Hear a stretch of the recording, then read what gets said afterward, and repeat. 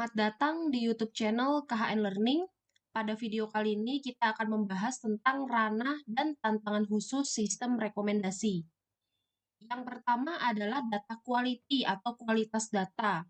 Yang akan kita bahas mengenai kualitas data, di sini yang pertama ada missing value atau nilai yang hilang. Jadi missing value adalah hilangnya beberapa data yang telah diperoleh. Nah, salah satu alasan kenapa bisa terjadinya missing value itu salah satunya adalah tidak terkumpulnya beberapa informasi yang kita butuhkan. Nah, di sini saya buat penjelasan dari missing values atau nilai yang hilang merupakan keadaan di mana suatu entitas data tidak memiliki nilai untuk atribut tertentu. Bisa muncul karena berbagai alasan, dimulai dari contohnya kesalahan pengukuran, kemudian ketidakhadiran informasi pada saat pengumpulan data, sampai dengan keengganan dari responden untuk memberikan jawaban pada pertanyaan tertentu. Nah, di sini ada beberapa jenis missing value. Yang pertama ada missing completely at random, kemudian yang kedua missing at random, dan yang ketiga missing not at random. Nah, untuk yang pertama, missing completely at random itu merupakan terjadinya missing data yang tidak berkaitan dengan nilai dari semua variabel. Apakah itu variabel dengan missing value atau dengan variabel pengamatan? Hal ini berarti missing data terjadi secara acak. Jadi MCIR itu terjadi karena kesalahan desain sistem pengumpulan data atau kerusakan pada alat pada saat pengumpulan data. Kemudian yang kedua, missing at random atau MIR, yaitu terjadinya missing data hanya berkaitan dengan variabel respon atau pengamatan. Contohnya adalah data mengenai pandangan politik masyarakat. Kebanyakan orang akan memilih untuk tidak menyebutkan pandangan politiknya meski sebenarnya informasi tersebut mungkin berkaitan dengan data lain gitu. Nah, kemudian yang ketiga atau yang terakhir adalah missing not at random. Ini merupakan terjadinya missing data pada suatu variabel dan berkaitan dengan variabel itu sendiri sehingga tidak bisa diprediksi dari variabel lain pada suatu dataset. Nah, untuk missing not at random ini biasanya terjadi ketika objek penelitian memilih untuk menghindari pertanyaan. Misalnya ketika mereka ditanya mengenai jumlah aset yang mereka miliki. Nah, kelompok usia tertentu mungkin akan memilih untuk tidak menjawab. Mekanismenya jelas terlihat, namun sulit untuk bisa mengetahui jumlah pastinya, gitu. Kemudian selanjutnya yang akan kita bahas adalah dampak dari missing values pada analisis data. Dampak yang pertama adalah bias statistik. Missing value dapat menyebabkan bias dalam perhitungan statistik deskriptif, seperti contohnya perhitungan rata-rata deviasi standar. Hal ini mengakibatkan representasi yang tidak akurat dari distribusi data yang sebenarnya. Kemudian dampak yang kedua, pengurangan daya inferensial. Dalam analisis inferensial, keberadaan missing value dapat mengurangi kekuatan dari statistik dan juga akurasi dari hasil pengujian hipotesis. Hal ini membuat interpretasi hasil jadi kurang. Kemudian yang ketiga atau dampak yang ketiga adalah ketidakpastian dalam pengambilan keputusan. Nah, keberadaan missing value dapat memperkenalkan ketidakpastian dalam proses pengambilan keputusan. Keputusan yang akan diambil berdasarkan data menjadi tidak lengkap dan dapat memiliki konsekuensi yang tidak kita inginkan. Kemudian dampak yang terakhir adalah gangguan pada konsistensi dan kelangsungan analisis. Jadi missing value dapat mengganggu konsistensi dari analisis data, terutama jika penanganan yang konsisten tidak diterapkan. Ini dapat menghambat proses pengembangan model dan juga evaluasi kinerja. Selanjutnya adalah teknik identifikasi missing value. Di sini ada 5. Yang pertama adalah teknik statistik deskriptif, yaitu analisis statistik sederhana seperti perhitungan mean, median, deviasi standar yang dapat memberikan gambaran awal terhadap adanya missing value. Kemudian teknik yang kedua, visualisasi data. Nah, visualisasi data ini bisa dibuat atau digambarkan dalam bentuk grafik, dapat membantu secara intuitif mengidentifikasi pola keberadaan dari si missing value. Kemudian analisis korelasi, yaitu menilai korelasi antar variabel, dapat juga membantu mengidentifikasi pola keberadaan missing value yang terkait dengan variabel lain. Hal ini dapat membantu menentukan apakah keberadaan missing value itu bersifat acak atau sifatnya berkorelasi gitu. Kemudian teknik yang keempat, pemeriksaan spesifik kolom.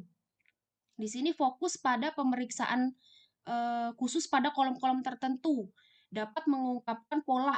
Jadi di sini pola yang dicari, pola keberadaan dari missing value yang berkaitan dengan variabel tersebut. Kemudian, teknik yang terakhir adalah analisis temporal atau spasial. Analisis temporal atau spasial ini jika datanya bersifat temporal atau spasial, analisis yang ini bisa dilakukan terhadap distribusi missing value, dapat mengungkapkan pola juga yang berguna untuk pemahaman dari konteks data. Selanjutnya, ini adalah beberapa cara penanganan dari missing value. Yang pertama adalah penghapusan data. Jadi cara penghapusan data ini yaitu dengan cara menghilangkan baris atau kolom yang mengandung missing values. Nah, pendekatan ini dapat efektif jika jumlah missing value-nya relatif kecil dan penghapusan juga tidak merusak signifikansi dari data. Kemudian cara penanganan yang kedua yaitu imputasi data, yaitu menggantikan missing value dengan nilai rata-rata atau median dari variabel terkait. Metode ini sederhana namun dapat efektif jika distribusi data tidak terlalu condong. Kemudian cara penanganan yang ketiga yaitu model berbasis imputasi, yaitu menggunakan model machine learning seperti metode regresi atau algoritma pembelajaran mesin lainnya untuk memprediksi nilai yang hilang berdasarkan atribut lain dalam dataset. Kemudian cara yang terakhir yaitu penanganan domain spesifik. Dalam beberapa kasus, nilai tetap atau kategori khusus dapat diberikan kepada missing values berdasarkan pengetahuan dari domain khusus. Selanjutnya, kita melanjutkan yang tadi mengenai data quality atau kualitas data yang sebelumnya kita sudah membahas mengenai poin missing value. Dan masih berkaitan dengan kualitas data, yang kedua adalah noise data. Noise data atau error acak atau variansi dalam suatu variabel terukur. Nah, apa sih penyebab noise data? Yang pertama penyebabnya adalah kegagalan instrumen pengumpulan data. Kemudian yang kedua adanya problem input data dan juga problem transmisi data. Kemudian penyebab berikutnya keterbatasan teknologi dan tidak konsisten dalam konvensi penamaan. Noise data dapat mempengaruhi akurasi, keandalan, dan validitas hasil data mining, serta kinerja dan efisiensi algoritma dari data mining. Oleh karena itu, penting untuk mendeteksi dan menangani noise data atau error acak variansi dalam suatu variabel terukur. Kemudian, tadi kita sudah membahas mengenai kualitas data. Selanjutnya, cold start problem. Ini tantangan berikutnya yang kedua. Terjadi ketika sistem rekomendasi tidak memiliki informasi histori yang cukup tentang user atau pengguna atau item. Nah, di sini saya tulis contohnya pengguna baru di Netflix. Jadi prosesnya setelah mendaftar, pengguna diminta untuk memilih beberapa film atau acara TV dari acara TV favorit mereka. Ini membantu Netflix atau aplikasi Netflix memahami preferensi awal dan mulai bisa memberikan atau menampilkan rekomendasi yang relevan berdasarkan pilihan yang dipilih oleh pengguna. Selanjutnya atau tantangan yang ketiga adalah domain integrasi pengetahuan, yang merupakan proses dari menggabungkan keahlian dan memahami kebutuhan pengguna. Kemudian tantangan khusus yang keempat adalah kemampuan interpretasi dan penjelasan, yang mencakup rekomendasi transparan dan kepercayaan juga pemahaman dari pengguna. Selanjutnya, cara kerja sistem rekomendasi modern. Secara garis besar, sistem rekomendasi berurusan dengan dua entitas, yaitu pengguna dan item, di mana setiap pengguna memberikan peringkat atau nilai preferensi kepada item atau produknya. Penilaian pengguna umumnya dikumpulkan dengan metode implisit atau eksplisit. Peringkat implisit dikumpulkan secara tidak langsung dari user atau pengguna melalui interaksi pengguna dengan itemnya. Kemudian untuk peringkat eksplisit, di sisi lain diberikan langsung oleh pengguna dengan memilih nilai pada beberapa skala poin terbatas atau nilai interval berlabel. Itu cara kerja dari sistem rekomendasi modern. Selanjutnya, sistem rekomendasi dapat dikatakan memiliki bias karena algoritma cenderung menghasilkan rekomendasi yang tidak adil atau tidak seimbang terhadap kelompok tertentu. Nah, berikut adalah beberapa jenis bias yang dapat muncul di dalam sistem rekomendasi.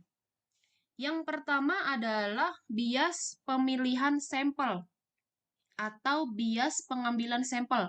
Ini adalah jenis bias dalam pengambilan sampel pada populasi akibat kecenderungan memiliki metode pengambilan sampel tertentu atau kekurangan informasi pada saat memilih sampel.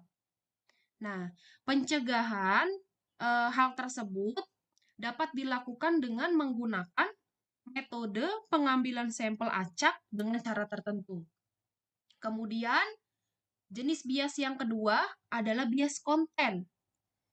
Bias konten ini contohnya bias media. Misalkan bias media. Contohnya bias media bisa terjadi ketika jurnalis dan produser dari berita menunjukkan bias dalam cara mereka melaporkan dan meliput berita melalui sebuah konten gitu contohnya. Kemudian bias yang ketiga adalah bias demografi atau sosial. Bias demografi terjadi ketika kumpulan data lebih mewakili tipe orang tertentu daripada yang lain. Misalnya bias ini atau bias demografi atau sosial ini dapat terjadi ketika perusahaan pemasaran baik sengaja maupun tidak sengaja mensurvei ternyata lebih banyak gender pria daripada wanita gitu pada suatu perusahaan tertentu. Kemudian bias konfirmasi. Bias konfirmasi di sini suatu kecenderungan bagi orang-orang untuk mencari bukti-bukti yang mendukung pendapat atau kepercayaan serta mengabaikan bukti-bukti yang menyatakan keadaan yang sebaliknya. Nah, ini merupakan kesalahan pemikiran karena bisa menyebabkan penarikan kesimpulan yang salah gitu ya. Jadi ini jenis-jenis bias. Sekian penjelasan saya mengenai tantangan khusus dari sistem rekomendasi. Jika ada yang ingin ditanyakan, bisa dituliskan di kolom komentar. Terima kasih.